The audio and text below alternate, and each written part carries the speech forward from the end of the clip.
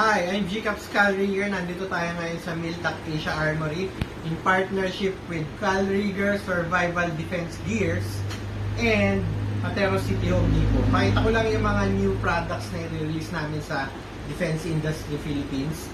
Ito yung una, yung Cal Rigger Saber Automatic Baton. Tanggalin mo lang yung lock, tapos pinipit ka lang. Yan, tapos